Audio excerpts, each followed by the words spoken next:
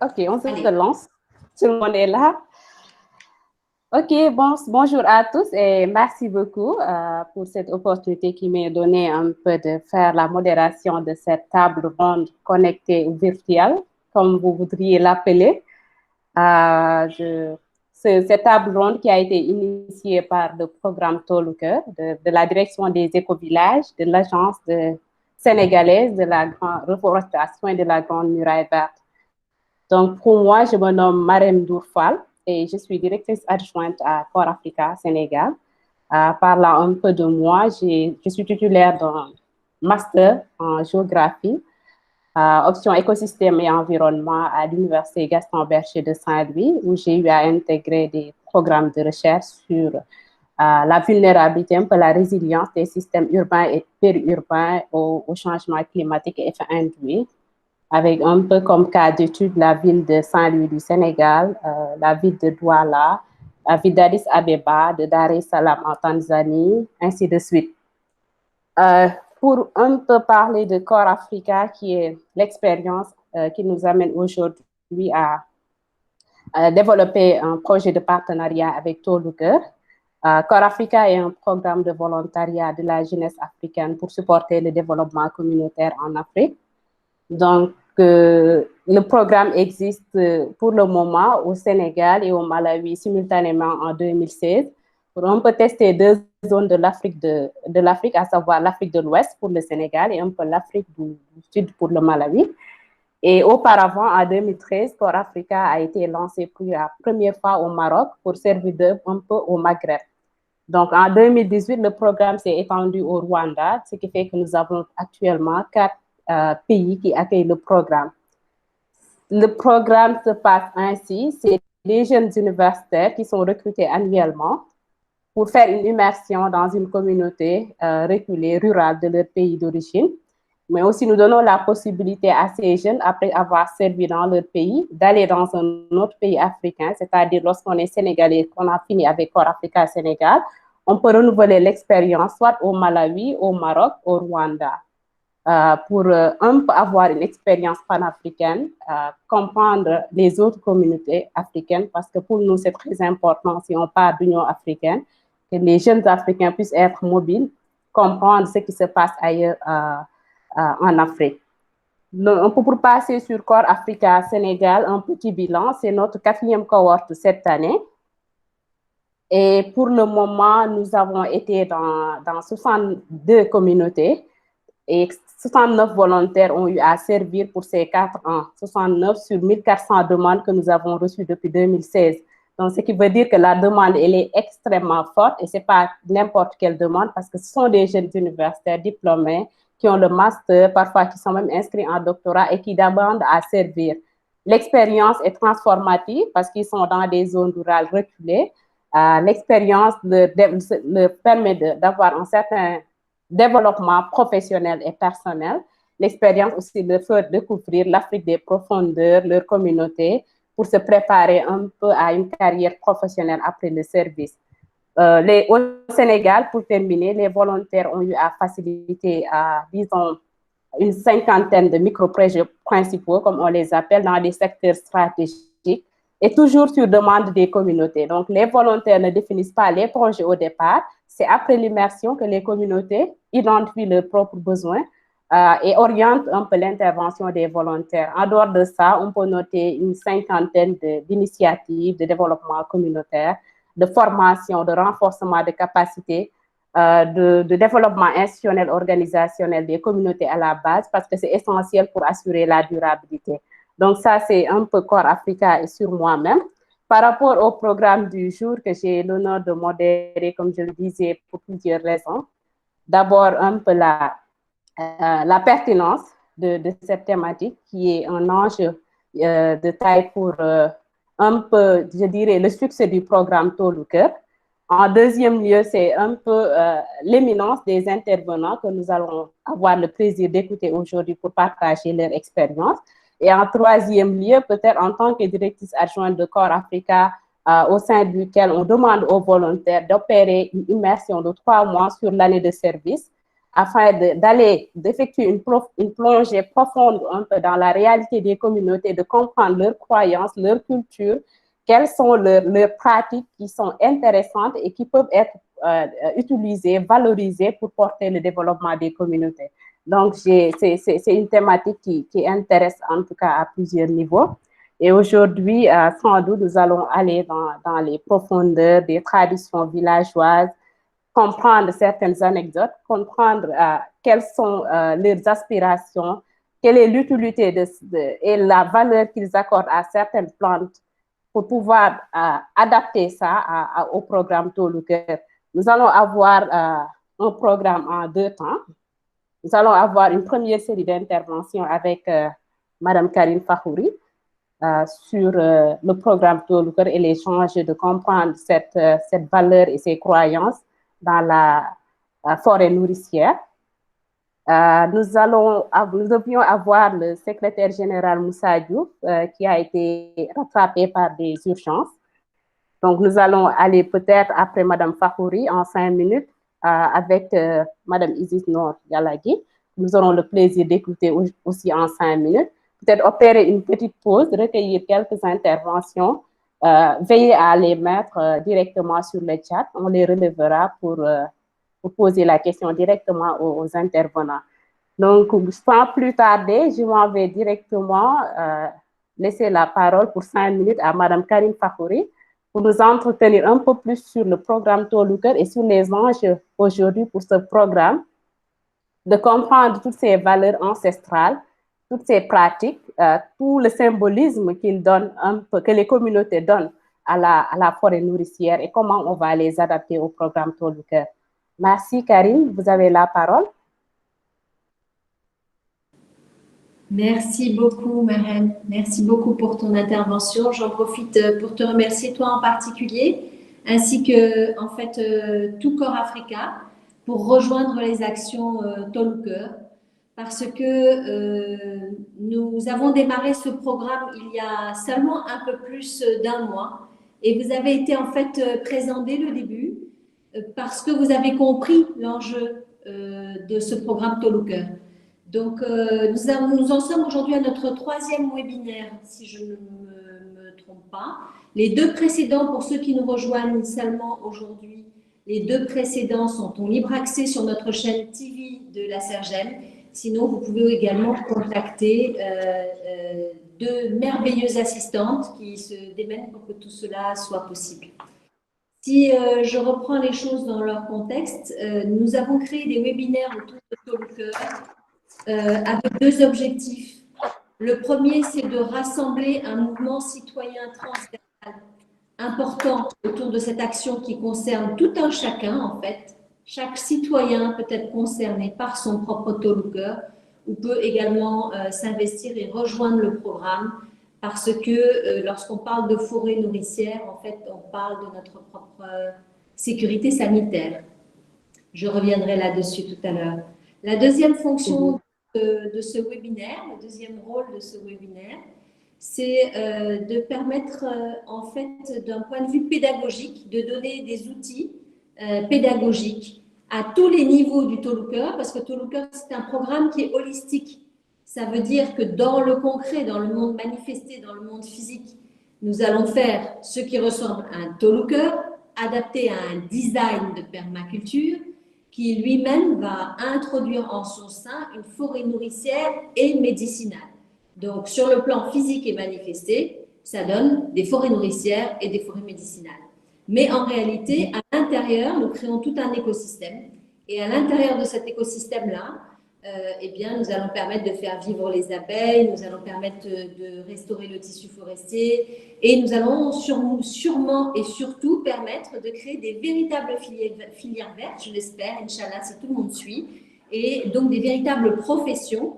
On verra si elles s'appelleront Tôt le Cœur ou pas, mais qui seront donc des métiers verts et qui, à mon avis, si on a bien compris la leçon du Covid, eh bien, on aura compris que c'est une véritable voie d'avenir et que tout ce qui s'éloigne en fait de notre propre écologie intérieure, environnementale, sociale et professionnelle s'éloigne tout simplement de la voie que nous indique la Terre aujourd'hui.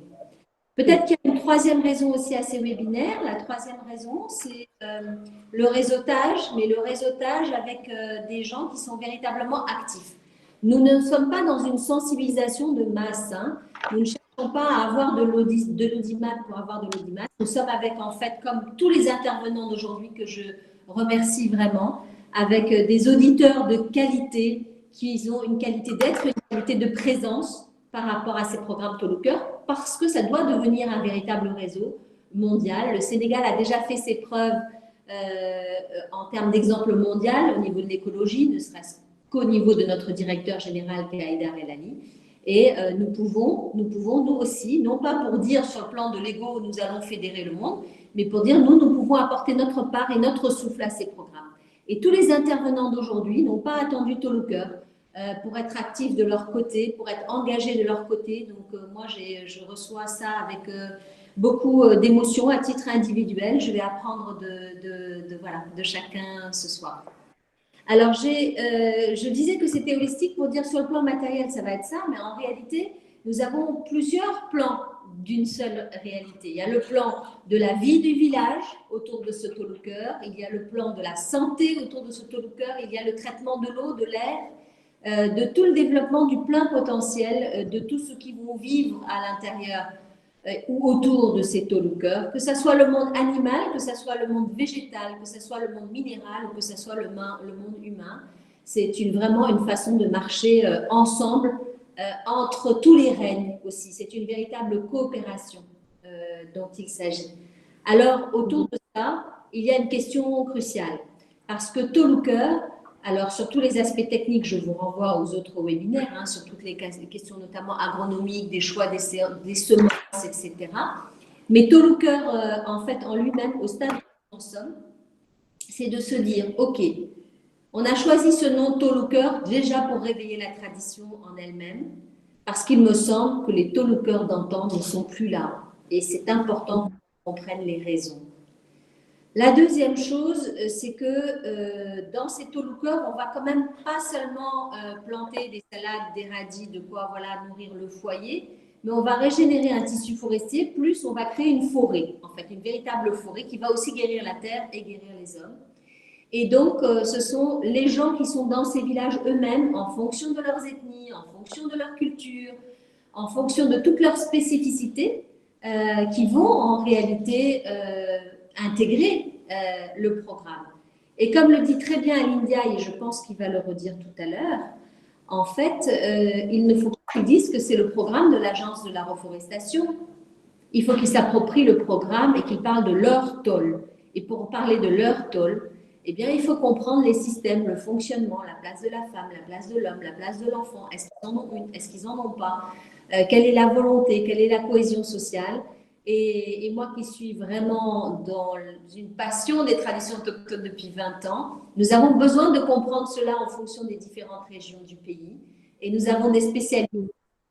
J'excuse en son nom le gouverneur Si qui malheureusement ne va pas pouvoir nous rejoindre et il est réellement dans un cas de force majeure de première urgence. Mais il nous rejoindra plus tard. Ça a été le premier d'ailleurs dans la rencontre de la direction des écovillages à donner du sens et à stimuler l'intérêt des écovillages et le fait que ça doit rejoindre les traditions. Donc voilà, Marème, j'espère que j'ai répondu à votre question. Très bien, Karim. J'ai passé mon temps. Non, c'est bon. Je pense que si on continue comme ça va bien se passer. Merci beaucoup. Merci. Donc, juste pour résumer. Africa, pardon, j'ai oublié de vous dire. Oui. Donc, Corps Africa, à travers ses volontaires, nous propose 2 immédiatement pour notre premier plan là, rapide, 2 personnes et à nous en poser 19 dans tout le secteur. Je pense qu'on n'est pas là pour applaudir, mais on applaudit tous avec le cœur. Super. En tout cas, Corps Africa est très heureuse de participer à ce programme qui entre bien dans le cadre des efforts ou de la stratégie que nous avons de permettre aux communautés d'être résilientes, particulièrement face à cette année 2020 très spéciale à cause de la pandémie.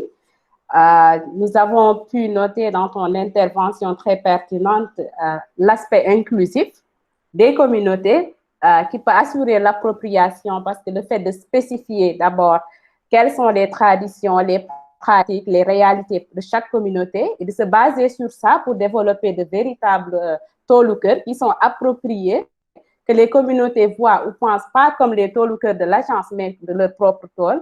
Ça, c'est extrêmement important.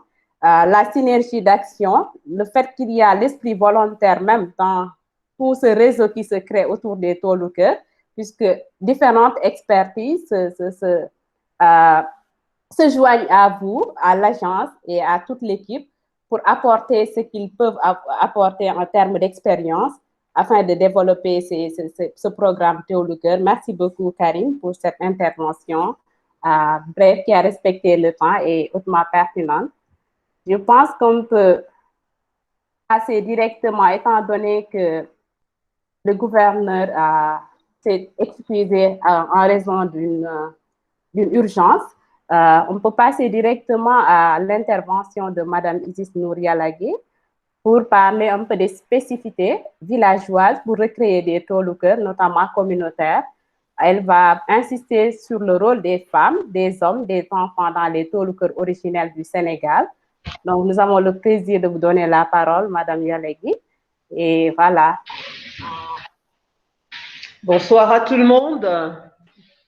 Ça va? Très bien. Et vous? Ok.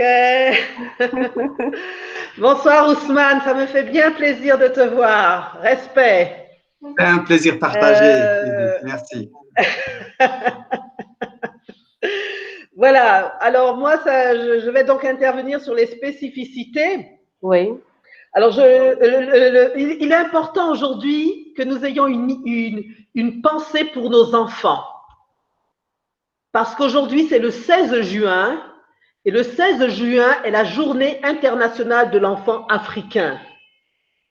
Et je pense que lorsqu'on parle d'abord de voies et traditions ancestrales dans la forêt nourricière et médicinale, c'est quand on parle de tradition, c'est que l'on parle de transmission. Il n'y a pas de tradition sans transmission.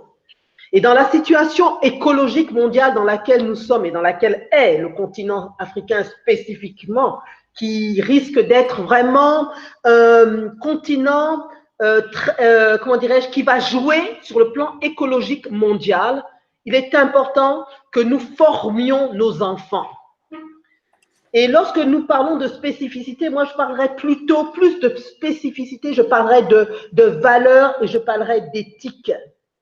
Parce que penser à recréer, si l'on parle et que l'on dise recréer les tolucœurs originellement dans nos communautés, ça veut dire qu'il y a eu un manque, il y a eu un bug quelque part. C'est-à-dire que quelque part, il y a eu une perte, il y a eu, comment dirais-je, un oubli, une destruction. À quoi cela a été dû? Et spécifiquement en ce qui concerne les tolucœurs originels. Donc, c'est qu'il y a eu un problème. Et parce que le tolucœur en soi est un espace nourricier, est un espace médicinal. Nourricier d'abord, pas simplement au niveau de la nourriture, mais des nourritures du corps, de l'âme et de l'esprit. Et médicinal, donc guérisseur du corps, de l'âme et de l'esprit. Donc, il faut nous dire qu'est-ce qui s'est passé dans cet éclatement, qu'est-ce qui s'est passé pour que cette transmission ne se continue pas. Et il faut recréer. Et recréer, c'est donc avoir la vision, avoir l'appel. Cet appel nous vient, il n'est pas, comment dirais-je, systématique. C'est pas quelque chose qu'on va écrire là parce que nous avons affaire à la nature. Et parce que, comme l'a dit Karine tout à l'heure, nous avons affaire au vivant, à tous les règnes, qu'ils soient minéral, végétal, animal et humain. Et donc, dans cette dimension, nous allons faire appel au subtil. Nous allons faire appel au man des ancêtres, comme nous le disons en Afrique. Nous allons faire appel aux énergies afin de recréer ces espaces. Parce que ce sont des espaces sacrés. Ce sont des espaces sacrés de la vie et des vies. Et c'est ce qui est important à saisir. Le sacré en soi, il nous est transmis aussi. Et il nous est transmis par les anciens, qui sont la mémoire. Et lorsque l'on fait appel aux anciens dans cette démarche de mémoire, on fait appel aussi au respect de la vie et au respect des vies. Donc, on ne peut pas, comment dirais-je, lorsqu'on parle du vivant, à moins que ça soit pour un projet en tant qu'ingénieur agricole, ouvrier agricole, bon, ça c'est autre chose, mais lorsqu'on parle de respect à la vie dans une démarche de Toluker, on ne peut pas parler de spécificité, on va parler de valeur. C'est ça, on va parler de vivant, et c'est important à saisir. Et les mots ont toute leur importance lorsque nous parlons donc d'écologie. On va parler donc de valeur et on va parler d'éthique, que ramène aussi la permaculture, puisque c'est prendre soin de la terre, prendre soin de l'humain et partager les surplus. Nous revenons toujours aux mêmes donnes qui sont donc fondamentales dans notre démarche actuelle d'écologie globale. Et lorsque nous parlons donc de ce lien à l'humain, dans ce lien à l'humain, donc la transmission se met en place. La transmission à l'enfant en particulier, mais la transmission à l'être humain dans sa globalité. Et c'est une transmission qui a lieu, qui a un lien avec le savoir, avec la connaissance, avec tout ce qui est. C'est-à-dire qu'il est important de comprendre dans cet état de fait qu'il faut remettre le vivant au cœur du tout, mais dans une compréhension de, pas du moi-je, mais du je-nous. Je suis parce que tu es. Et c'est parce que je suis parce que tu es, parce que nous sommes Ubuntu, que nous allons recréer non seulement le lien communautaire, et dans ce lien communautaire, remettre la transmission, les valeurs, l'éthique au cœur du système, et donc ainsi recréer la communauté. Et pour parler donc du Toluker, il faut se dire qu'à l'origine, le Toluker a toujours été une histoire de femme. La terre est une histoire de femme avant d'être une histoire d'homme. Je n'aime pas ce mot qui n'est pas le mien, mais je vais l'utiliser là spécifiquement genre, parce que je ne suis pas un genre, mais c'est une histoire de femme. Parce que la femme est la mère de la terre, elle est la fille de la terre-mère. Elle porte en sa matrice les germes du devenir, comme la terre-mère porte en sa matrice tous les germes du vivant. Et c'est ce qui est important, elle était donc à l'origine gardienne du lieu, gardienne des plantes, gardienne des arbres, gardienne des semences. Et dans cet espace nourricier et médicinal, donc elle nourrissait à la fois la famille et la guérissait, et dans ce lieu qui était peut-être le sien, mais qui était aussi un espace où elle comment dirais-je, elle partageait avec les autres sœurs qui avaient leur Toluker respectifs. Donc, l'idée de communion, de communauté était donc déjà inscrite. Et dans cet espace, comme la femme, elle est mère, elle est matrice, c'est la première transmettrice de tous les savoirs. Un enfant, il est attaché non seulement au sein de sa mère, mais comme disait notre ancien Amadou Ampateba, du sein à la bouche de l'enfant, ce n'est pas seulement du lait qui s'écoule, ce sont toutes les transmissions, ce sont toutes les traditions. Donc c'est elle qui, à l'origine, formait l'enfant et transmettait spécifiquement aux filles toutes les connaissances du Toluker en matière d'écologie. Ce n'est pas que l'homme est exclu, puisque l'homme était toujours en campagne à l'extérieur du village ou du lieu, mais c'est que l'homme venait apporter ensuite ou continuer à intégrer dans ces espaces, en partage avec la femme, les connaissances qu'il avait pu acquérir en extérieur. Donc, il est très important en ce jour du 16 juin, de se dire que si nous voulons que cette transmission perdure, si nous voulons que cette démarche d'écologie globale, cette démarche de permaculture puisse sur le continent africain réellement porter ses fruits, nous avons le devoir, en tant qu'adultes que nous sommes, de faire de l'enfant l'élément primordial et principal des transmissions et des traditions ancestrales. Mais une tradition, elle n'est pas figée. Elle se nourrit de l'air du temps. Et ce qu'elle fut va être renforcé avec ce que nous semons aujourd'hui. Et je pense que donc, pour les années à venir, comment dirais-je, cette démarche comment dirais-je, de valeur intrinsèque pour une nouvelle écologie globale pour le continent africain ne peut se faire sans remettre l'enfant au cœur même de nos processus, parce que c'est lui qui demain portera ce que nous sommes et que ça sera lui demain l'ancêtre qui transmettra ces traditions ancestrales. Je suis parce que nous sommes, je vous dis Ubuntu. Merci beaucoup, Madame Yalagi. Je pense que nous nous en attendions pas moins de vous, vu votre expérience et toute la connaissance que vous avez par rapport à l'Afrique, les traditions, l'histoire. Merci pour cette intervention pertinente durant laquelle nous avons retenu particulièrement la place de la femme. Je ne suis pas féministe.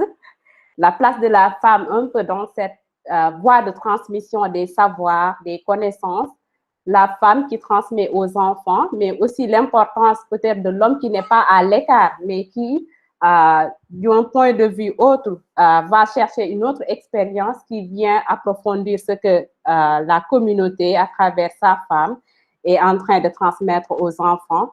Nous avons noté à l'entame de vos propos une pensée que nous devons avoir aujourd'hui pour les enfants de l'Afrique.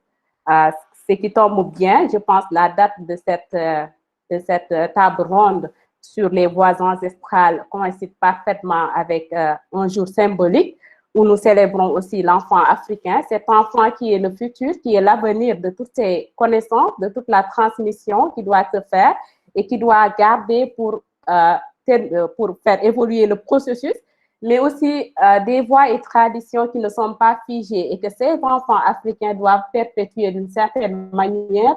Je ne veux pas dire moderniser, mais apporter une touche nouvelle par rapport à l'expérience moderne ou contemporaine qu'ils sont en train de vivre pour développer tout ça et voilà, porter les forêts nourricières, toutes les traditions qui sont autour sur une échelle autre et avancer dans cette quête de résilience, je dirais.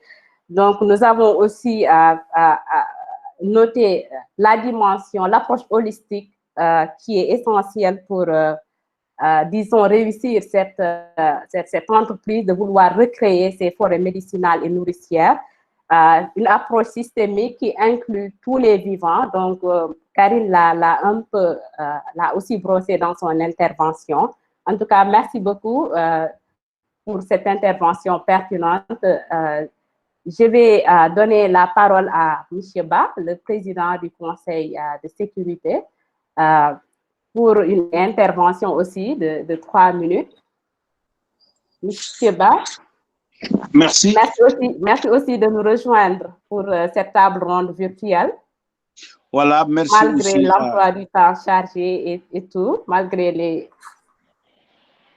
Voilà, mais il n'y a pas de souci, c'est avec un énorme plaisir que je viens de participer pour apprendre et voilà, et les interventions qui l'ont précédé le prouvent. Je salue tout le monde et voilà, je ne suis pas spécialiste, je ne suis pas technicien, je suis là plutôt en tant que stagiaire et peut-être pour témoigner sur certains aspects relatifs au tolucœur traditionnel.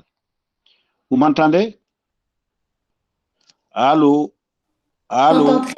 J'entends très bien. Mais si vous pouvez juste ajuster votre micro, voilà, que je vous vois en entier.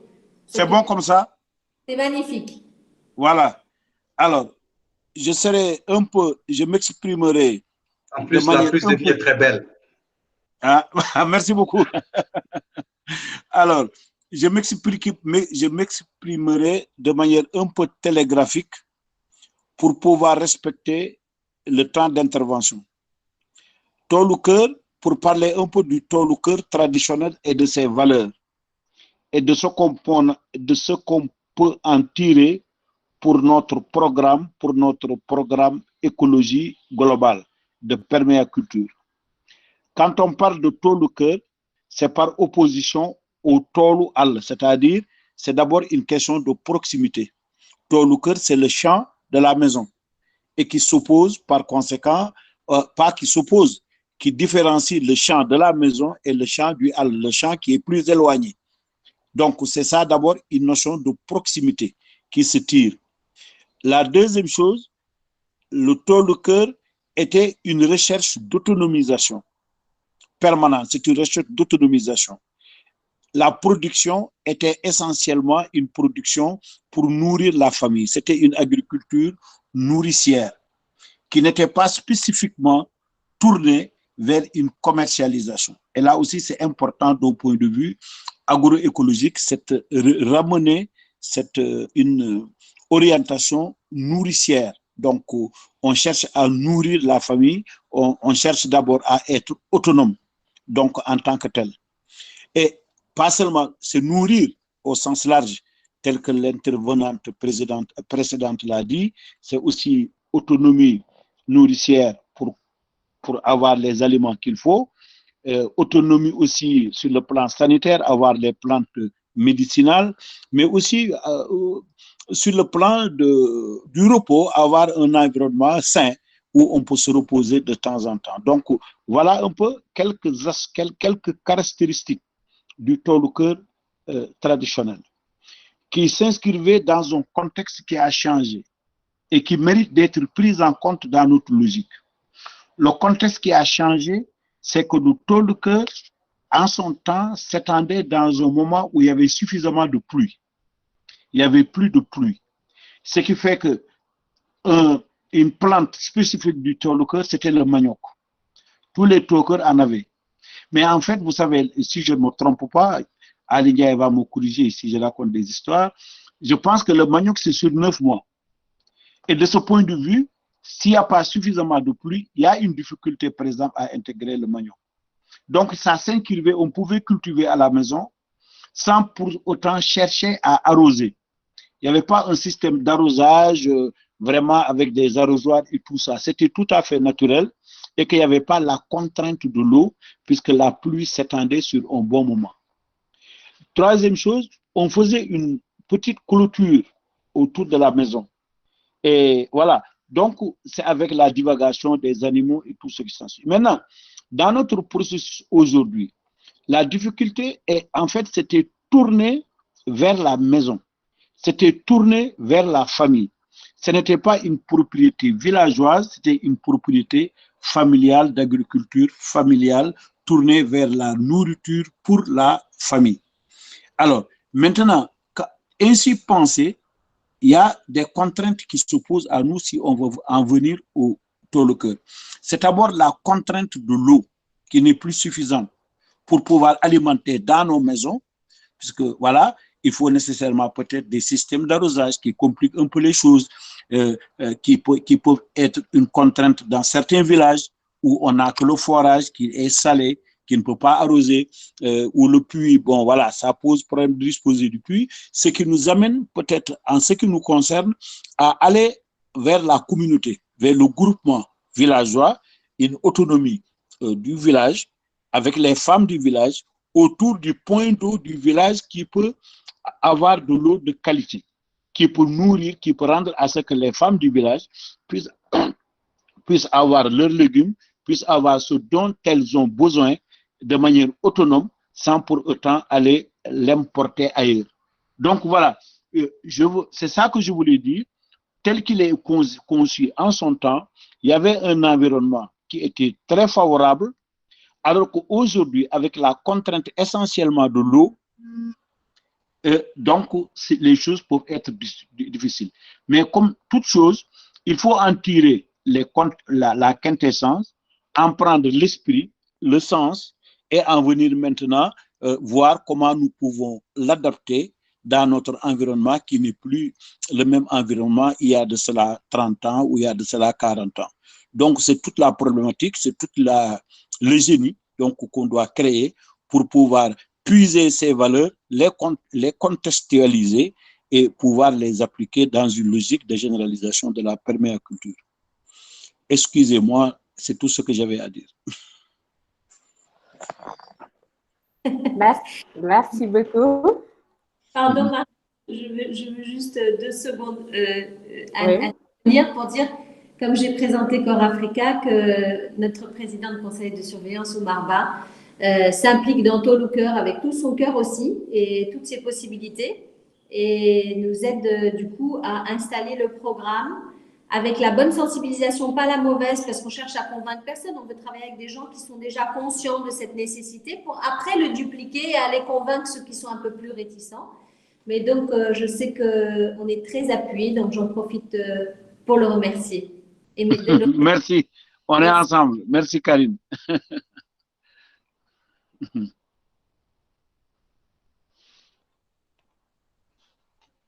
Marème, on ne t'entend pas. Tu parles, mais ton micro est coupé. Désolée. Problème technique résolu. Merci, Karine. Donc, je disais merci à Mouchia Ba, président du Conseil de sécurité, et merci aussi à Karine pour cette précision par rapport à son expérience et ce qu'il apporte à ce programme. Je pense qu'on peut retenir la dichotomie essentielle qu'il faudra faire dans les Tolouker traditionnels il y a 30 ans et actuellement l'importance de contextualiser le Tolouker par rapport à la déréglementation climatique par rapport aux différents changements environnementaux qui sont intervenus un peu dans nos pays du Sahel. Donc, la fonction d'un Tolouker qui a été revisitée, nourricière, médicinale, et la proximité qu'il y avait par rapport à ce Tolouker qui est différent d'un Tolou-Al. Je pense que c'est des éléments essentiels, très importants, qui nous permettront d'avancer dans cette réflexion sur comment contextualiser les Tolouker à notre époque actuellement. Merci beaucoup, M. Ba, encore. Je m'en vais donner la parole à M. Pam pour nous parler un peu des spécificités villageoises pour recréer les Tolouker modernes communautaires. Vous êtes là, M. Pam? Oui, je suis là, Merci. Merci de nous rejoindre. Merci beaucoup. Oui. Alors, vraiment, je commencerai d'abord mes propos par féliciter Karine et toute l'équipe de fédérer l'ensemble des acteurs donc dans ce pays-là. Je pense que c'est une excellente chose, une démarche absolument louable. Et ça fait très longtemps que je n'ai pas vu ma sœur Isis qui est là-bas dans son Casamance en train de faire de très belles choses. Et aussi Ali Ndiaye, voilà, que j'avais perdu de vue voilà. Et donc aussi grâce au travail que vous faites, on parvient à se retrouver, à se connecter, à apprendre les uns des autres, et vraiment un grand chapeau bas. Alors, ceci dit, je raisonne parfaitement avec ce que Isis a dit, ce que aussi Karine a dit avant. Je me retrouve aussi dans le discours de M. Oumar Ba, et pour dire aussi qu'on est tous ici comme apprenants et on est tous des apprenants ici. Alors, et je disais donc que vraiment ce que Isis a dit est extrêmement fondamental. Parce que en fait, on est tous envoyés en ce moment par le tout béton, hein, le tout béton qui aussi nous ampute véritablement de notre dimension spirituelle, parce que vous savez que dans les forêts en Afrique, c'est à la fois des temples, c'est les endroits où se tiennent les rites, les initiations. C'est là où on célèbre aussi en partie le culte de nos ancêtres, etc. Donc, ces forêts-là sont extrêmement importantes, c'est comme nos cathédrales. Alors, maintenant, quand un lébou de Dakar se retrouve complètement dominé par du fer et du béton à longueur de journée, il n'a même plus accès à la mer, ça pose problème parce que sa spiritualité donc, a du mal à s'exprimer. Et aussi, il y a une autre confusion que nous autres Africains, que nous autres acteurs, donc des éco-villages de Toluker et autres, que nous devons vraiment nous devons aider les communautés, les leaders, les jeunes, les intellectuels à lever cette équivoque, cette confusion extrêmement grave. C'est-à-dire que nous pensons que modernité, c'est occidentalisation. On peut être parfaitement des Africains, bien enracinés dans nos valeurs et parfaitement modernes, sans excusez-moi du terme, sans singer l'Occident. Hein? Alors, et donc, garder nos rites, garder nos valeurs traditionnelles, etc., vibrer avec l'énergie que nous a légué nos ancêtres, comme l'a dit, donc, voilà, parce que c'est un facteur d'équilibre. C'est un facteur d'équilibre psychique, tout ce qu'on veut, hein, donc, pour nous autres. Donc, c'est extrêmement important qu'on revisite un peu notre patrimoine culturel et tout, pour aussi rester enraciné donc, dans nos valeurs.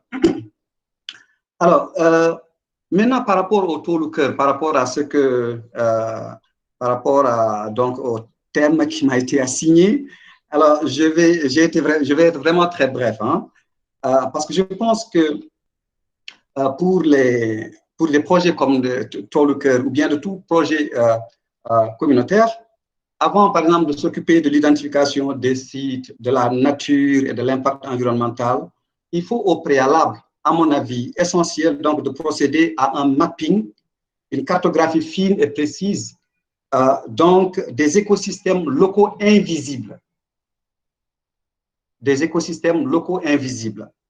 À savoir les croyances communautaires, il faut comprendre cela, les dynamiques socio-culturelles locales, les valeurs, les sagesses, l'expertise locale, donc dans le domaine de l'agriculture et dans tous les autres domaines, et d'en tenir compte aussi, de tenir compte de tous ces paramètres, donc de façon dynamique et intégrée tout au long de l'élaboration et de la mise en valeur et de la mise en œuvre donc, du projet communautaire.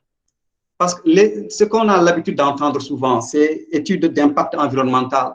C'est bon, mais c'est très parcellaire. C'est très parcellaire et ça donne donc une vision très limitée donc, de la réalité. Et en général, aussi, ces études d'impact environnemental sont généralement aussi statiques et ne révèle pas donc toute la réalité donc du terrain. Alors, pour donner donc des exemples concrets, si on veut par exemple fertiliser une parcelle de Toluker dans un village du Fouta, et quelque part, et on essaie d'utiliser les techniques de compostage de toilettes, par exemple, en demandant aux bénéficiaires de ne pas utiliser l'eau quand ils vont dans les toilettes, de manipuler les matières fécales. Mais on a beau évoquer les statistiques, les succès, par exemple, de ces procédés en Inde, au Japon, mais il est clair que les populations locales, donc du Fouta, des petits villages du Fouta, ne vont pas adhérer à ça.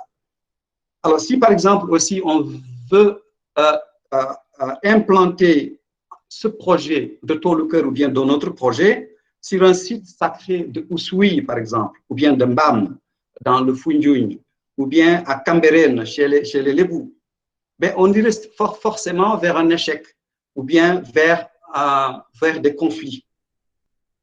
Par exemple, pour ce qui est de Mbam, moi j'ai été là-bas il y a quelques années derrière, nous avions donc procédé au recensement donc des sites sacrés autour de Mbam.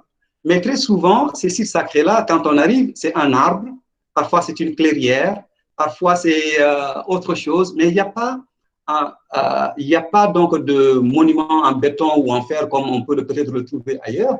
Et donc, quelqu'un qui ne connaît pas l'histoire du village pourrait penser que ben voilà, ça c'est une terre qui est là, qui est disponible, etc., sans savoir exactement ce que cette terre-là représente auprès donc des villageois. Alors,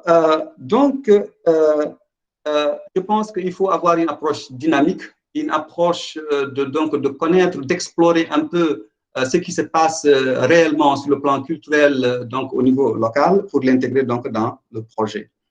On peut avoir par exemple deux villages voisins mais pour le même projet de Tôt le Cœur, avoir donc deux projets tout à fait différents, parce que ça dépend de l'énergie interne du village, des dynamiques internes du village, et même peut-être des rapports que les deux villages entretiennent. Et tout cela, ça peut donc impacter un peu le projet. Donc, à mon avis, il ne s'agit pas véritablement d'avoir un projet standard qu'on peut appliquer donc, du nord au sud dans tous les villages, mais chaque projet de Tôt le Cœur aura donc un aspect, un goût tout à fait différent en fonction donc, de la localité, des dynamiques locales où ce projet-là est implanté. Alors, pour être très discipliné, Madame Mariam Ndourfal, je vais m'arrêter là. J'ai envie de rebondir un peu sur la question de l'eau que Omar Ba a soulevée tout à l'heure, mais je pense que tout ça, je pense qu'on pourrait refaire l'architecture de nos maisons et tout ça pour avoir des systèmes de récupération d'eau, de les utiliser donc dans des... Voilà, et que le jardinage et que c'est Tôt le Cœur, ce n'est pas juste une affaire de village, mais ça peut aussi se faire, bien sûr, à l'intérieur de nos villes si on parvient à mettre les stratégies qu'il faut sur place. Donc, encore une fois, merci beaucoup pour cette excellente initiative. Et je reste discipliné, je me tais. Merci. Tout à fait. Merci beaucoup, M. Pam, pour cette intervention très pertinente et brève, mais très essentielle. Je vous demanderai juste, s'il vous plaît, de vous présenter afin que les participants connaissent davantage ce que vous faites, votre travail sur les écovillages. Je pense à l'entame, vous n'avez pas eu l'opportunité de le faire. Juste avant de faire le résumé, vous donnez encore l'opportunité de vous présenter afin que les participants sachent davantage sur ce que vous faites, sur votre travail. Alors, merci Mariam, vous êtes extrêmement généreuse. Alors, je ne vais pas quand même abuser de tout ça. Oui. Alors, je suis le président donc, du réseau panafricain des écovillages, qui est aussi une des régions donc, du réseau mondial des écovillages. Je suis le président depuis 2012. Et aussi, je me suis rendu compte que, en fait, que le concept des écovillages et les pratiques des écovillages n'étaient pas très connues en Afrique de l'Ouest. Et c'est pour cette raison-là aussi que nous avons mis en place un réseau donc pour l'émergence et le développement des écovillages au Sahel. En ce moment, nous sommes en train de travailler pour créer des pôles d'écovillages. Et ce qui est intéressant, c'est qu'il y en a un qui est transfrontalier, c'est-à-dire que ces 50 villages donc du Sénégal, donc dans le nord, donc dans le nord, 50 villages donc du Sénégal et 50 villages de Mauritanie qui se retrouvent donc dans une fédération pour donc développer les pratiques donc des écovillages. Il y a plein de choses qui sont en train de se faire, qui sont assez intéressantes aussi. Nous sommes en train de mettre en place un centre de formation communautaire au nord sur un site qu'on va, un site aussi de centre permacole qui servira aussi à éduquer les gens à la préservation de l'environnement, etc. Et aussi, il y a un autre pôle qui est en train donc d'émerger autour de Bambey-Sérère. Et nous avons aussi vraiment noué tous les partenariats avec les collectivités locales, avec donc de part et d'autre donc du fleuve Sénégal. Voilà, c'est une aventure exaltante. Et il y a beaucoup de bonnes choses qui sont en train de... Merci beaucoup pour ces précisions, très, très passionnantes comme engagement. Et n'hésitez pas, peut-être des participants seront intéressés pour savoir exactement où sont localisés ces écovillages, pour, comme Karine l'a dit tantôt, développer cette synergie véritablement et voir quel apport qu'ils peuvent venir avec et développer ce qui s'est fait déjà. Juste pour résumer votre intervention, juste tenter de résumer tellement riche, j'ai retenu particulièrement le pouvoir de l'immersion dans les communautés afin de faire la cartographie, comme vous le dites, fine des ressources qui sont invisibles, des réalités qui sont invisibles, ne pas se limiter à l'apparence, mais aller, et c'est pour ça que je dis l'immersion, le pouvoir de l'immersion communautaire intervient dans cet aspect, afin de comprendre ce qui se passe à travers, comme vous l'avez dit, des exemples précis de communautés Lébou à Cambérène pour qui la terre a un certain symbolisme, ou bien de communautés où vous voulez faire un projet de toilette. Donc, l'importance vraiment de connaître ces réalités qui ne sont pas données ou bien comprises dès le départ, comme ça, par une simple observation, est essentielle dans cette approche des taux locaux et la spécificité qu'il aura d'un village à un autre. Le fait qu'il soit aussi possible de faire ces taux locaux, non pas seulement dans les zones rurales, mais aussi aujourd'hui dans les zones urbaines. Et c'est là aussi votre expérience et tout ce qu'on parlait avec Isis, Madame Yalagui le disait tout à l'heure, sur le fait qu'il faut aussi pas se limiter à une tradition figée, mais aller aussi avec la transmission vers les enfants, vers ce qu'il y a comme contexte, comme réalité contemporaine.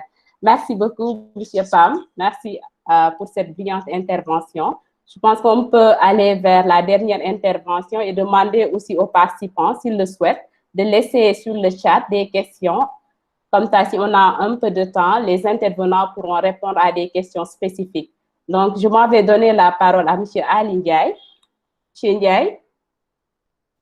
Allô? Oui. C'est bon? Oui, c'est bon.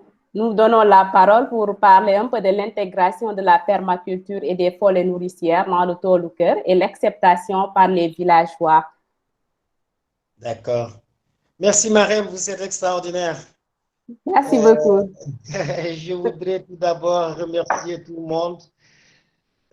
Karine, Ousmane, Mcheba, qui nous avait bien reçus là-bas aussi à Fatigue.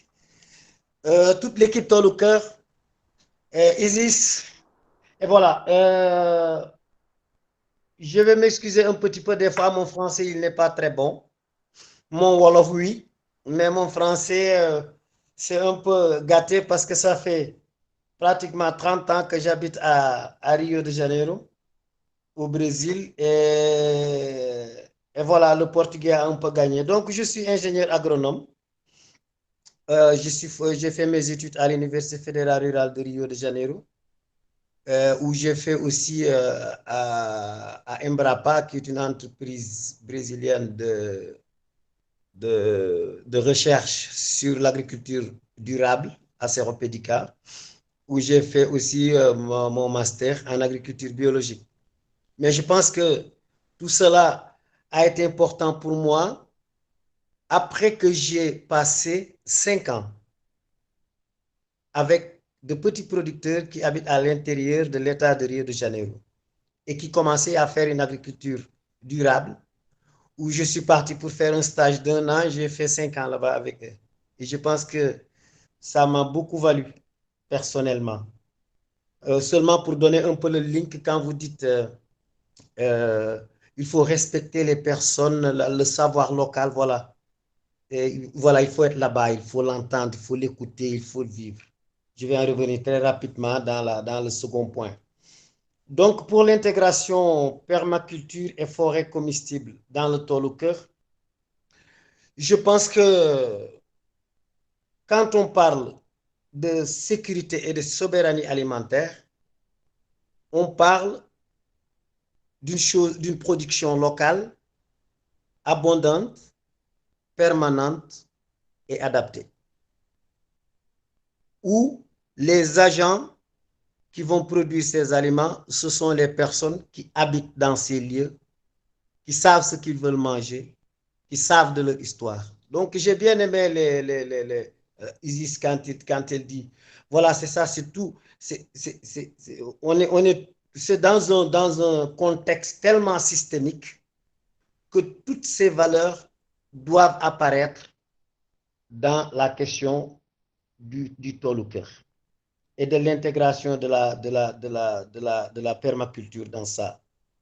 Donc, je vais pas m'allonger beaucoup sur ça. Donc, le fait d'avoir un espace de cueillette permanent, pour le fait qu'on ne mange pas durant la saison des pluies, durant la saison sèche, on mange, durant la saison des pluies, on ne mange pas, non. On mange tout le temps. Donc, quand on parle de souveraineté, de sécurité alimentaire, il faut une culture permanente d'aliments adaptée à la société où l'on est en train d'agir. Mais aussi, il y a la question, parce que quand on parle de permaculture, on parle de cueillette en bas, en haut, au milieu et partout. C'est-à-dire l'idée de faire une agriculture les maraîchère domine tellement la tête des gens que l'alimentation se réduit en tomates, oignons, patates. C'est pas ça. Donc, c'est très important l'idée de permaculture dans ce sens-là. D'autres avantages de la question de la permaculture, c'est la fertilité des sols. Voilà. Quand il n'y a pas de forêt, la fertilité des sols est faite à travers amener le transport d'entrants qui viennent de l'extérieur de la ferme.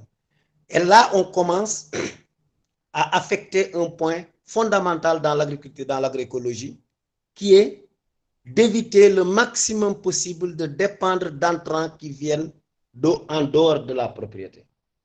Peut-être après, Karine va traduire ça en bon français, mais je pense que je me fais comprendre. Il y a aussi un autre point important sur la question des forêts et de la permaculture, c'est que quand on a une forêt, en réalité, on est en train de cultiver de l'eau. Au Brésil, c'est un terme qui est très, très utilisé actuellement, la forêt pour cultiver de l'eau. Parce que s'il n'y a pas cette couverture végétale, l'érosion amène toute l'eau. Alors là, M. Ba, on entre exactement dans une autre question, dans une question que vous avez soulignée, c'est la question de l'eau. J'ai bien aimé M. Ousmane quand il parlait d'utiliser l'eau, capter l'eau de pluie. Voilà, l'eau de pluie, on peut capter, stocker, mais on peut aussi capter ça à travers la végétation existante parce qu'elle ne va pas se perdre à travers l'érosion ou à travers la perte, comment on dit ça, l'évaporation. Voilà, donc ça, ce sont des aspects que je pensais importants quand on parle de l'intégration de la permaculture dans le tolucœur. En fait, le tolucœur, c'est une permaculture, en fait. Bon, maintenant, je veux parler très rapidement donc de l'acceptation des villageois. J'ai bien aimé les interventions parce qu'en aucun moment, on a traité d'un projet qui vient du haut vers le bas. Tout le monde a pensé d'une construction du bas vers le haut, localement accepté. Vous voyez ce qui justifie un peu ça, c'est que quand on dit tol au cœur, comme M. Bala dit, tol au cœur, c'est l'intimité, c'est le cœur. C'est là où je vis. Donc, on ne peut pas faire de projet là-bas sans considérer, ou bien sans le faire avec les gens qui habitent là-bas. Vous voyez, parce que sinon, on perd ce qui est le plus important, c'est la confiance. Et quand il n'y a pas d'intimité, la confiance, elle reste, elle n'est pas. Vous voyez? Donc, c'est pourquoi, et je l'ai bien perçu, hein, ces jours-ci, je voyage un peu avec Karine, et voilà, au niveau des villages, c'est sous l'arbre à palabres, on discute, on écoute tout le monde, et voilà, les choses se construisent. Je suis parfaitement d'accord avec Ousmane quand il dit que les dessins varient en fonction des lieux où l'on est. Voilà. Et ça, pour savoir où on est, il faut discuter avec les gens qui sont là-bas. Il faut les écouter. Il faut valoriser le savoir-faire local. Ces approches sont indispensables pour qu'on puisse avoir un projet qui marche. Karine l'a renforcé, j'ai toujours dit ça. Si après quelques jours, quelques mois, quelques années de projet, on retourne là-bas et il dit c'est le projet de Karine, c'est parce qu'on a échoué. Parce que c'est à eux le projet. Donc c'est pourquoi je n'aime pas beaucoup, je l'ai appris au Brésil, discuter les techniques de production. Mais le plus important, ce ne sont pas les techniques seulement, mais c'est tout le village, c'est tout le peuple là-bas, c'est toute la population locale qui est là, qui discute, qui voit ça retourne un peu sur la question des technologies sociales, qui sont des arrangements, des projets qui permettent de résoudre localement, avec la participation intensive de la population, leurs problèmes. Tu vois? Donc ça, c'est une autre chose qui est importante, donc c'est le dialogue, valoriser le savoir-faire local. on ne peut le valoriser que quand on est là-bas. Construire collectivement, là, ça évite le fait de dire demain que c'est un projet. Je l'ai vu beaucoup au Brésil. J'ai vu des projets de milliards de dollars qui sont échoués. Je vous donne seul un exemple pour ne pas être pour ne pas monopoliser par là le truc. On a été dans une communauté à l'intérieur du Brésil pour monter un petit projet avec la communauté qui ont demandé ce projet. Quand on est venu, j'ai toujours l'habitude de sortir un petit peu avec le propriétaire là pour marcher un peu pour voir les voisins. Et j'ai vu une énorme installation qui a été faite. Ça fait 5 ans, ça ne fonctionnait pas. C'était une structure qui coûtait des milliards de francs, qui servait pour tuer des porcs, les mettre les transformer, abattoirs là, les transformer, etc., les processer et puis les vendre dans le marché. Tout est en inox, des systèmes, tout était bien monté. Alors j'ai demandé, mais pourquoi ça ne fonctionne pas? Ils disent, c'est parce qu'il n'y a pas de porc. Ouais, c'est parce que la matière première, ils n'ont pas écouté, voilà, les populations, ils ont fait un grand projet, enfin ça n'a pas marché. Et donc je vais terminer pour dire que la construction collective est extrêmement importante, mais en terminant aussi, il y a une chose que je pense qu'il faut toujours considérer, c'est la communication adéquate. Des fois, on sait tout dans nos têtes, mais quand on ne sait pas transmettre ça au niveau des populations, c'est encore une connaissance qui reste là-bas. Donc, la communication, elle est d'une importance capitale. Pour le moment, je m'excuse beaucoup d'être un peu long, mais pour le moment, c'est ce que j'avais un peu préparé et je suis à votre écoute.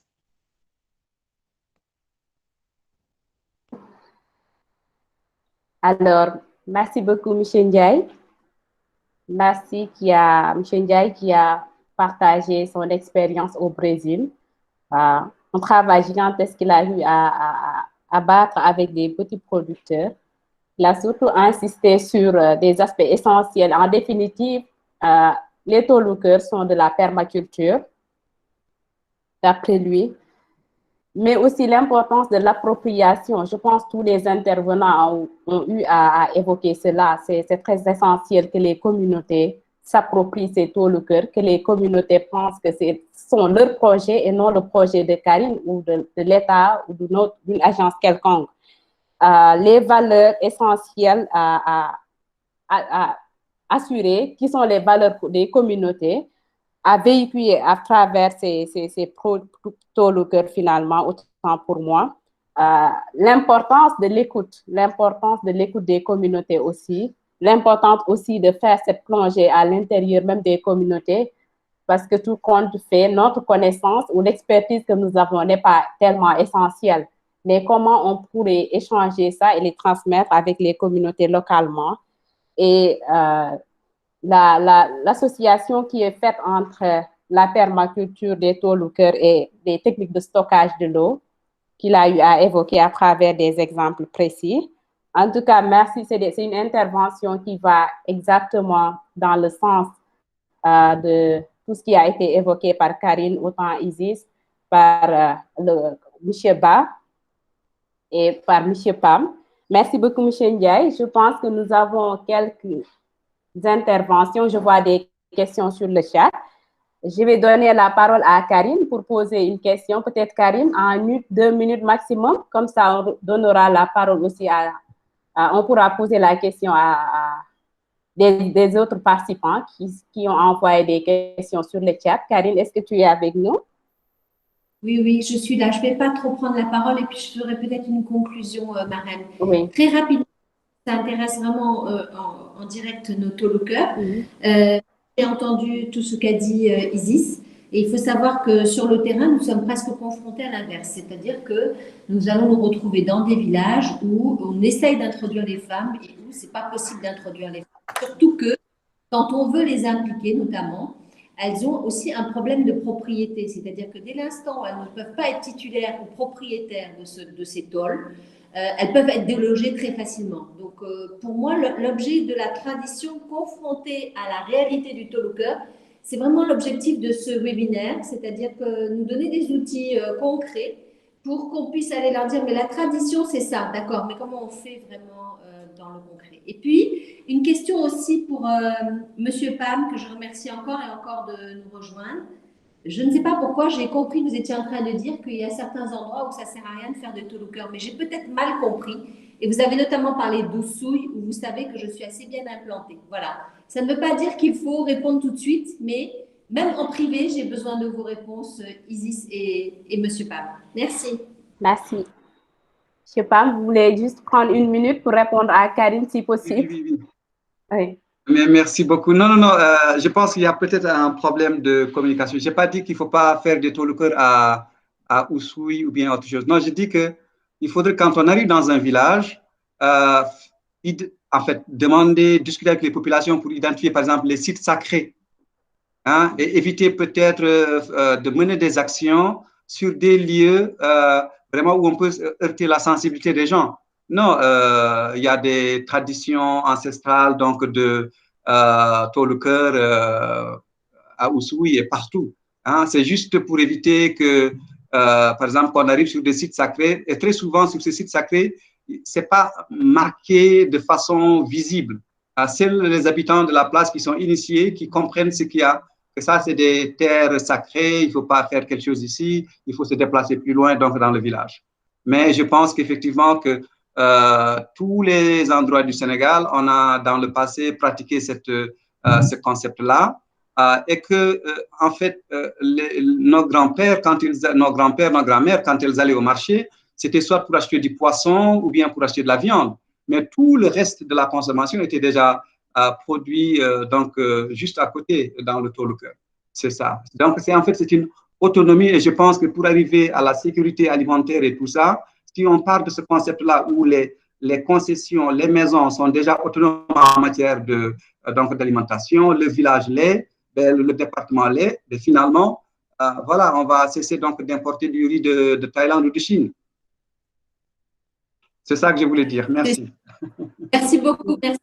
Je vous enverrai les 2 précédents webinaires qui répondent déjà à pas mal de vos... Parce que c'est notre préoccupation. Hein. L'idée, c'est qu'il n'y ait plus besoin d'aller acheter à l'extérieur dans toutes les réflexions. Et les tolu-cœurs urbains existent déjà dans notre programme, Monsieur Pam.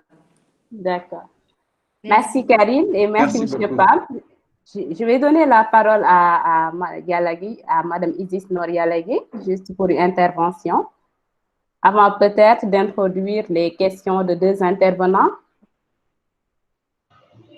Oui, voilà, très vite aussi. Je voulais juste répondre à un élément, d'abord un élément important. Tout à l'heure, je pense que c'est Aline Diaye qui a parlé de communication adéquate. Et quand j'étais en Casamance et que nous avons commencé avec les jardins de femmes, je reviendrai très vite tout à l'heure, jardins de femmes et permaculture, je me suis rendu compte lorsque nous avions commencé à faire nos premières rencontres pour travailler, pour mettre en place les jardins de femmes, et que la grande rencontre avait eu lieu un 8 mars, je ne sais pas quoi, je ne me rappelle plus de quelle année.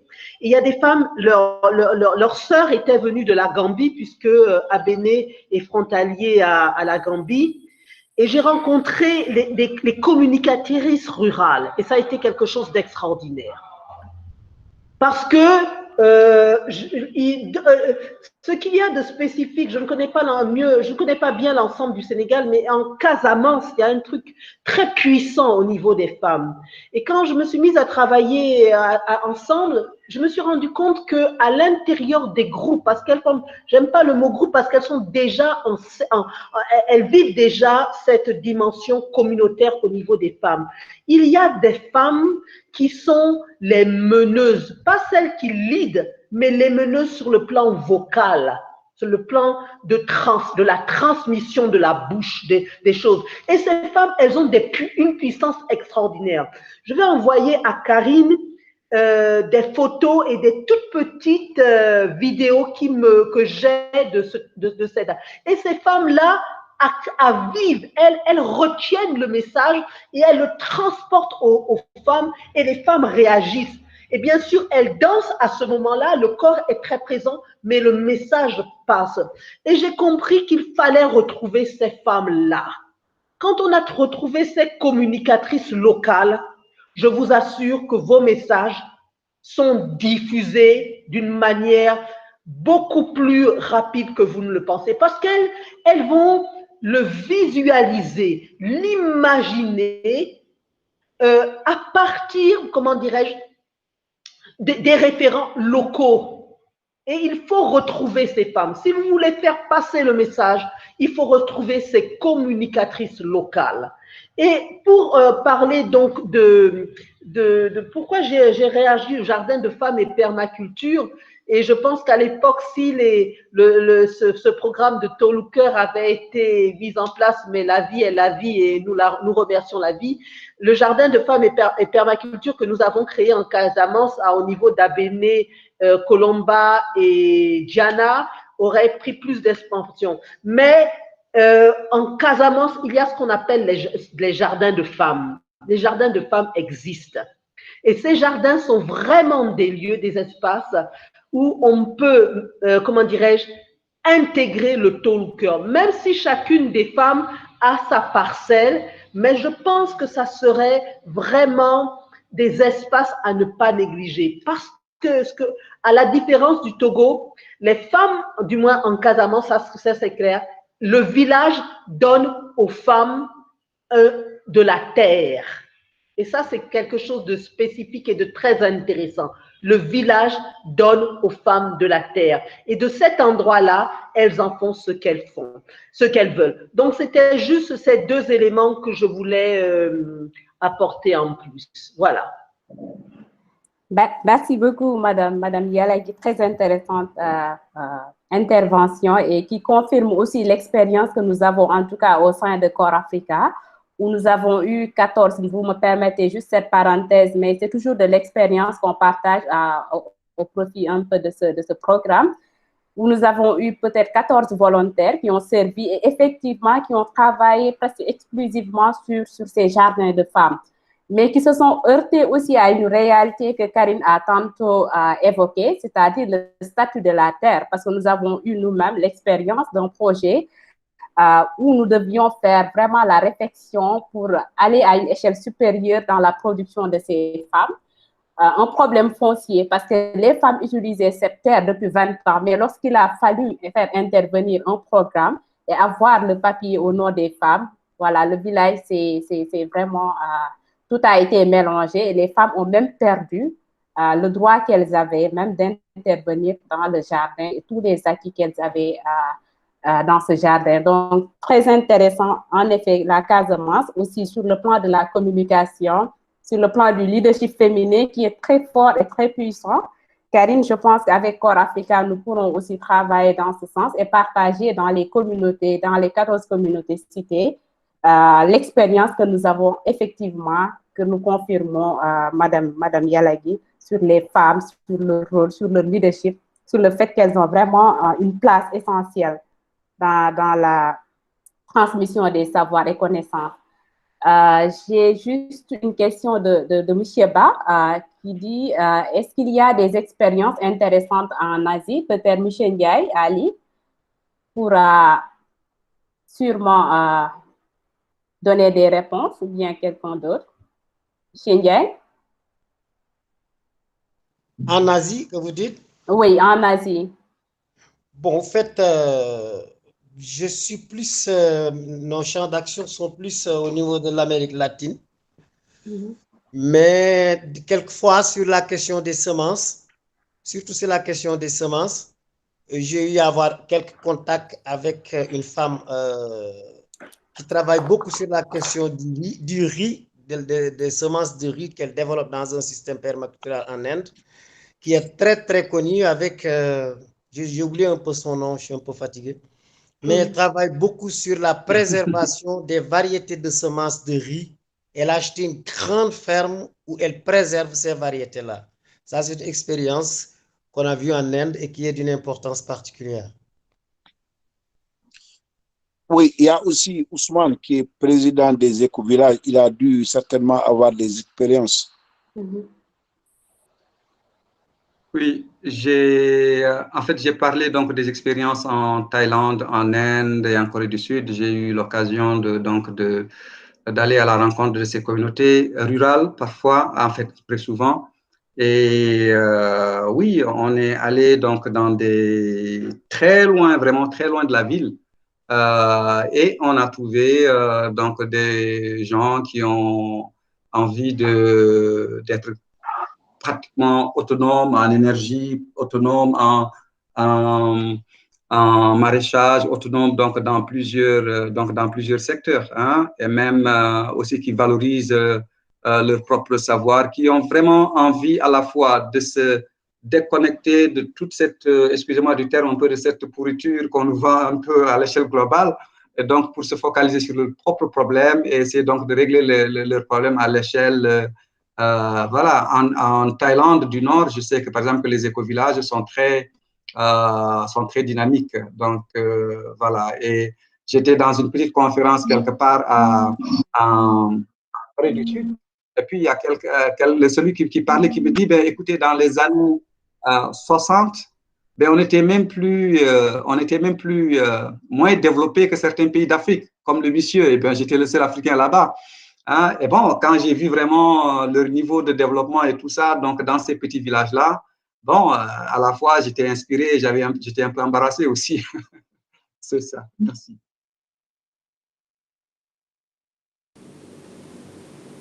Marelle, allô? Vous m'entendez? Maintenant, je vous Allô? avais. Karine, est-ce que tu es avec nous? Oui. J'ai été un peu coupée, je pense. Oui. Merci pour ces précisions à tous. J'ai vu qu'il y avait aussi une question sur la semence. Je voudrais répondre. Exactement. Oui, je voulais introduire. Est-ce qu'il y a Mme Sambassou qui demande, est-ce que vous avez pensé à restaurer la semence paysanne? Alors là, c'est pareil, je vous renvoie à tous nos outils pédagogiques et à nos chaînes YouTube où vous allez vraiment avoir beaucoup d'infos à ce sujet parce qu'il y a eu vraiment des échanges autour de ça. C'est le véritable défi, c'est pour moi le grand défi, la restauration de la semence paysanne. Aujourd'hui, c'est de restaurer le tissu forestier, nous allons essayer de créer des forêts nourricières, nous allons, voilà. Et où est-ce qu'on va les acheter, ces semences? Eh bien, je peux vous dire qu'on tourne et qu'à part le MIG, absolument tout, quasiment, a été dénaturé. Donc, Miguel qui est présent, et je remercie de sa présence discrète, qui est quelqu'un qui a vraiment très largement expérimenté la permaculture en Casamance et qui, j'espère, va pouvoir se déplacer un petit peu parce que c'est un enjeu national et qui va sûrement nous rejoindre. Juste pour dire qu'il nous a expliqué que quand on n'a pas trop le choix, il faut attendre 2 générations. Éviter les semences hybrides parce qu'elles ne se reproduisent pas. Mais tous les toluqueurs sont des mamans de la forêt. C'est-à-dire que les toluqueurs en eux-mêmes, quand Alidia il l'a déjà expliqué, consistent eux-mêmes, ces toluqueurs, à reproduire la semence. L'intérêt du toluqueur, je le redis, c'est qu'au bout de 3 ans, quasiment l'intervention de l'homme risque de ne pas être nécessaire si on y a réussi, parce qu'elle produit de l'eau, cette forêt, comme le dit Ali, et que 60 espèces au minimum vont être mélangées dans un espace réduit, qui n'est pas destiné spontanément à la commercialisation. Donc, on ne va pas avoir une rangée de salade, une rangée de carottes, mais tout cela va être très intermêlé avec des niveaux. Et donc, il y a une partie qui ne sera pas qui va être récoltée pour faire de la semence directe. C'est-à-dire que la food forest, ce n'est pas de dire on est dans le toluqueur Covid 2020 et que l'année prochaine, quelle semence il faut qu'on leur donne. Non, c'est les semences qu'on a mis cette année qui vont perpétuer la semence, Inch'Allah, à vie. Et ça veut dire que le programme de formation aura réussi. Donc, je vais en profiter pour faire une conclusion rapide, Marème, à moins que tu me coupes la parole. Il y a d'autres questions?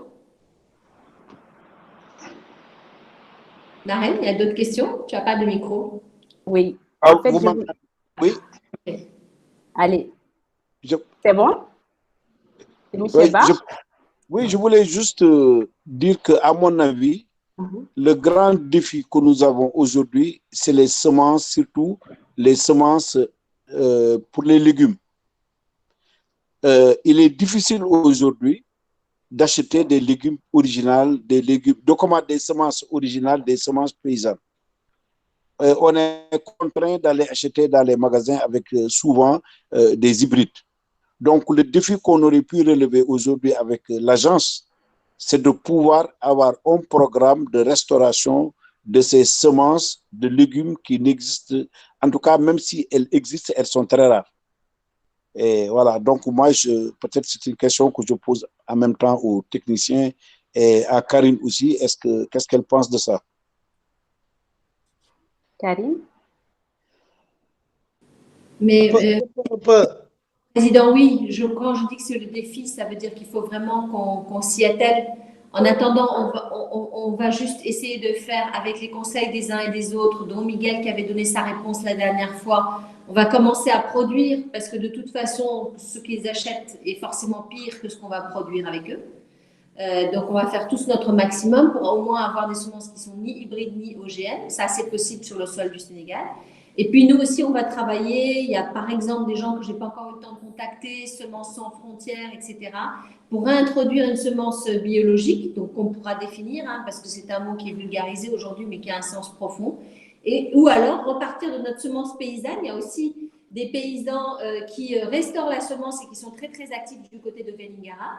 Se réunir davantage, c'est à ça que servent ces webinaires. Mais en tout cas, on s'y attelle, c'est sûr. On s'y attelle tous ensemble, là, tous ceux qui sont là. C'est sûr et certain. Très bien. Je pense que c'est clair pour la question de Mamsamba Sow sur la restauration des semences. Karine, si on peut juste parler introduire deux questions avant de clôturer. Je vois sur le chat 2 questions. Bien sûr. Hein, moi, je suis à disposition. D'accord.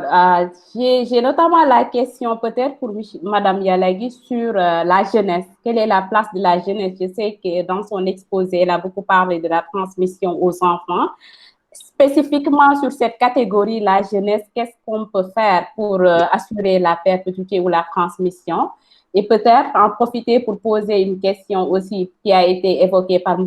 Pam, si je ne m'abuse, sur l'adaptation urbaine des Toluker par Ndeye Thiabassène qui a posé cette question. Je pense que M. Pam en a parlé sur le fait que ces Toluker peuvent être contextualisés en milieu urbain aussi. Donc, une question pour Mme Yalagui et à la suite, M. Pam, s'il peut intervenir sur la question de Ndeye Thiabassène. Ok, très bien. En ce qui concerne la jeunesse, je crois que il nous faut systématiquement maintenant, dans tous les projets, dans tous les projets écologiques, qu'il y ait, comment dirais-je, ce département de la jeunesse. On ne peut pas, je veux dire, on ne peut pas construire demain sans dès la base les y inclure. Quelle forme cela va prendre, de quelle manière cela va être, je ne peux pas le dire. Je pense que c'est l'action dans le temps présent qui va permettre de définir cela. Mais ça doit être ancré dans notre vision. Nous ne faisons pas les choses pour nous, nous les faisons pour nos enfants. Cela nous a été dit et redit. L'aîné Pierre Rabhi n'a jamais cessé de le dire. Je veux dire que, si comment dirais-je, je crois que ça doit transpirer dans nos ports. De nos ports. Si nous faisons quelque chose, c'est pour les générations à venir.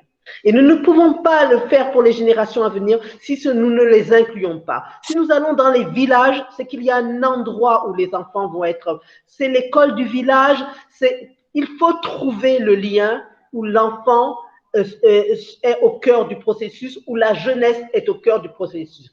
Pour Corps Africa, emmène des jeunes en immersion. Ça, c'est une démarche aussi.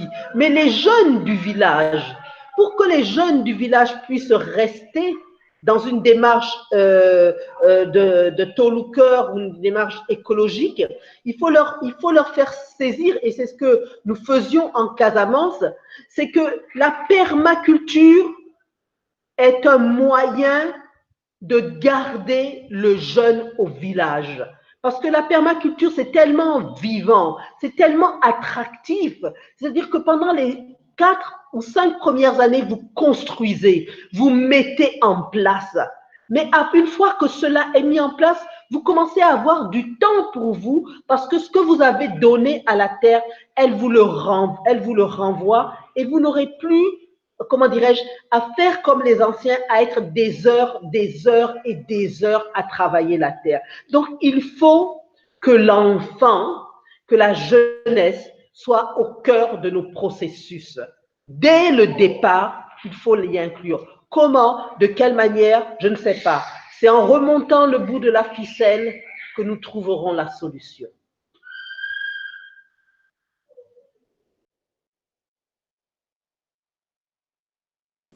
Merci. Moi, j'en profite. Marem, tu fais comme moi au début. Tu parles avec ton micro coupé. Désolée.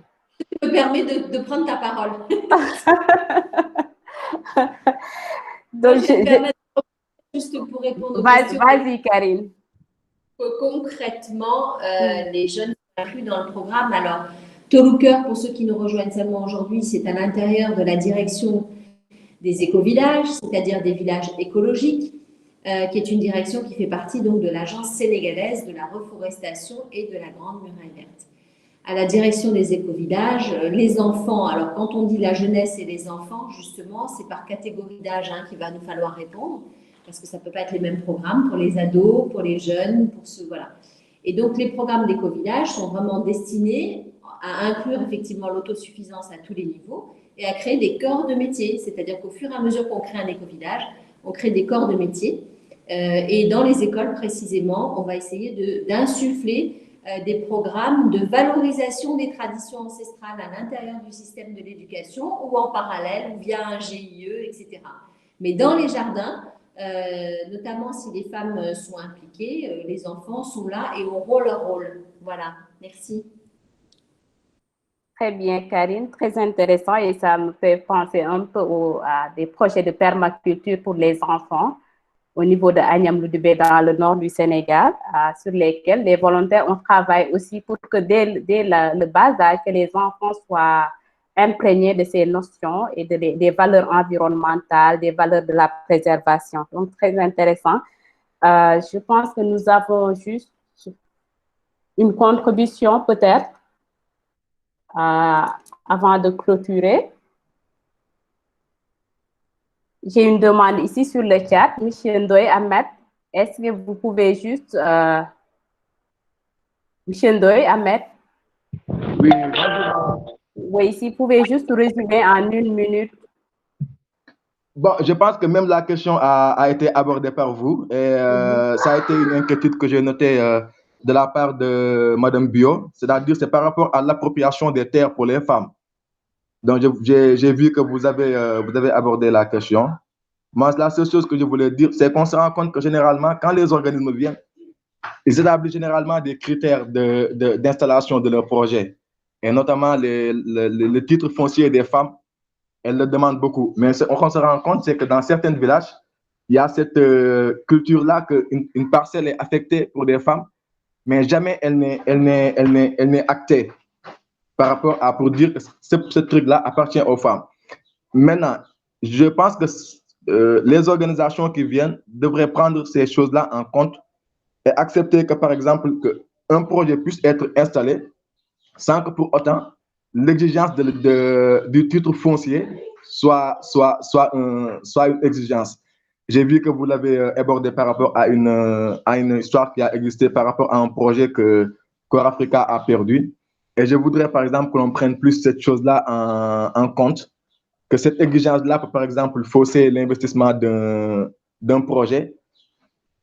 Et pour autant, ça devrait ne pas l'être, vu que cet espace-là est dédié depuis des générations à ces femmes-là pour mener leurs activités. C'est ça que je voulais dire. Merci beaucoup, Ahmed. Merci pour cette intervention. Je pense que nous avons juste une question de M. Ba Omar pour Mme Yalagui. Est-ce qu'au Brésil, vous avez réussi, non, c'est pour M. Ndiaye Ali, est-ce que vous avez réussi à produire des semences paysannes en légumes? Allô? Bon. Allô? Vous m'entendez? Oui. Donc, au Brésil, peut-être les choses on peut avancer. Aujourd'hui, c'est possible même d'acheter des semences bio au niveau de certaines entreprises qui en produisent déjà. Mais pour cela aussi, il y a eu une étroite relation entre les agriculteurs et les centres nationaux de recherche sur les semences. Donc, parce qu'au Brésil, il y a des centres du gouvernement fédéral qui ont dans leur banque de semences, voilà, maintenant ce sont des banques extrêmement chères, mais qui gardent les matrices des plantes, des semences. Et maintenant, ces matrices-là sont en train d'être multipliées pour être distribuées aux petits agriculteurs.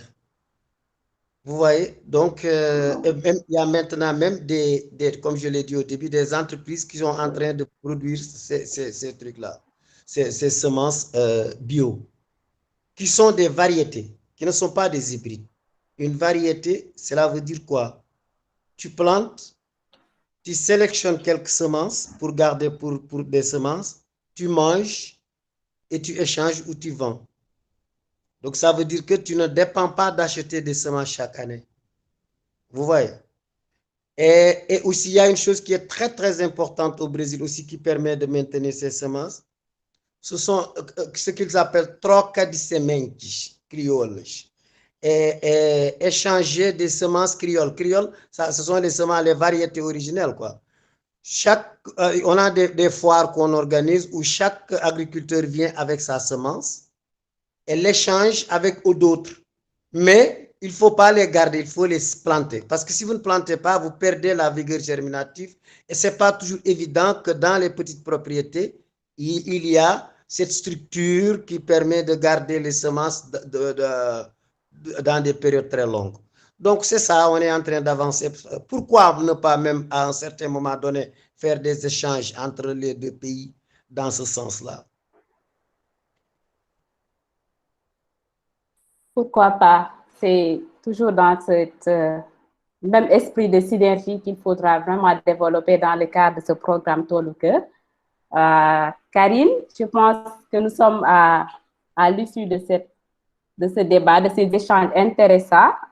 Nous avons eu à écouter des interventions hautement pertinentes et qui vont enrichir encore l'esprit de ce projet Tôt le Cœur, autant sur le plan de la transmission des savoirs locaux, autant sur le plan de l'importance ou de faire la dichotomie entre un Tôt le Cœur et un Tôt le Al, comme le disait M. Ba, autant aussi sur l'importance de comprendre que c'est de la permaculture et que voilà, sur les techniques de stockage de l'eau, autant sur le fait que nous devons aussi penser aux défis concernant les semences, la qualité des semences et l'adaptation qu'il faut faire selon les contextes, les réalités locales ou communautaires. Donc, ça a été très, très, très intéressant. Et nous remercions les intervenants et les participants qui nous ont suivis pour la qualité des échanges et nous vous donnons rendez-vous, si vous permettez, Karine, de conclure prochainement pour une nouvelle table ronde sur un autre sujet intéressant pour aller davantage en profondeur sur le programme Tôt le Cœur. Merci beaucoup, Mahem. Merci pour cet esprit de synthèse brillant d'ailleurs. Hein. Ça, je le note dans un coin de ma tête pour la suite de nos activités. Merci vraiment à chaque intervention. Et comme je le disais, donc, ça va être diffusé en masse et si possible dans tous les villages où nous intervenons déjà et souvent traduit par des personnes sur place dans le dialecte concerné. Alors, je vais juste conclure très rapidement pour faire un point sur là où nous en sommes aujourd'hui avec les Tôt le Cœur. Donc, en l'espace d'un mois, le Tôt le Cœur est né d'un programme d'urgence Covid pour dire que nous devons vraiment très rapidement régénérer la terre et avoir donc de l'autonomie et de la souveraineté alimentaire et médicinale sur la base d'espèces qui sont là autour de nous sur place et que nous ne voyons même pas, donc en transmettant aussi de la connaissance. En un mois et demi, nous avons en fait 17 sites qui pourraient être prêts, qui sont quasiment à 95% prêts. Et sur ces 17 sites, il y en a donc 19 qui vont être sûrement complétés par Corps Africa. Nous avons juste un peu stoppé l'aventure pour être sûr de la mener à bien et de la maîtriser, sachant que notre objectif est que ces talkers soient diffusés, bien sûr, sur l'ensemble du territoire national. Cela paraît très ambitieux, mais en même temps, l'essentiel, c'est d'avoir une bonne stratégie. Et pour cela, j'ai aussi l'honneur de vous confirmer la présence d'Alindiaï à nos côtés, qui a rejoint donc le programme Talker et l'agence de la reforestation dans une mission de 3 mois. Alors, avec sûrement aussi l'appui d'un organisme de formation que je citerai lors du prochain webinaire, nous avons la possibilité de choisir 3 sites dans 3 régions. Et nous allons donc en fait choisir également 5 formateurs qui vont être les formateurs des autres formateurs. Donc, dans ces 3 sites, actuellement, nous sommes positionnés donc à Fatick, dans la région de Dakar, et entre Kédougou et Ziguinchor, sachant que l'actualité de la Casamance de ce jour nous fait pencher pour Kédougou. Voilà les informations que la majorité d'entre vous n'avaient pas pour aujourd'hui. Donc, 3 sites ont été répertoriés. Ces 3 sites vont être menés par Ali et les 5 formateurs se déplaceront sur ces 3 sites et en formeront chacun dans leur site d'origine au moins 10. Et ces 10 deviendront à nouveau formateurs. Donc, ça ne veut pas dire que je vais laisser tomber les autres villages. Bien au contraire, on va donc se partager le travail. Mais nous allons donc modéliser un processus de réussite que nous allons pouvoir diffuser également à l'intérieur d'un webinaire. Tout ça pour dire que lors du prochain webinaire, eh bien, j'hésite parce que nous devons aussi rapatrier beaucoup d'entrepreneurs privés, publics, nous rejoindre dans Talker parce que c'est l'affaire de tous et qu'il pourrait y avoir un intérêt à créer un webinaire autour du RSE parce que ça entre complètement dans le cadre du RSE ou bien autour de l'apiculture aussi parce que l'apiculture, c'est aussi de l'apithérapie et nous avons vraiment des gens très intéressés qui veulent introduire nos programmes. Bref, je ne peux pas me prononcer sur le prochain webinaire parce que les enjeux sont cruciaux, majeurs et se déterminent dans les 5 jours qui suivent. Donc, j'appelle à notre prière collective. Et Monsieur Pam, je viendrai donc précisément à votre rencontre s'agissant des zones du Nord et de Bambé. Voilà. Merci à tous pour votre attention. Je peux encore prendre une micro-question sur ces sujets s'il y en a pour qui ce n'est pas clair. Alors, merci Karine. Je vois pas de... Est-ce que quelqu'un voudrait prendre la parole avant qu'on boucle?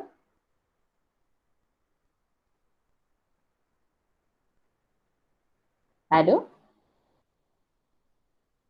Je crois que nous avons un public conquis. Hein. Je pense bien. Merci beaucoup. Merci à tous. Merci à tous. Merci à chacun. Merci et bonne soirée à tous. Merci Marraine. Bye bye. Merci, bye. Merci, au revoir. Merci, au revoir.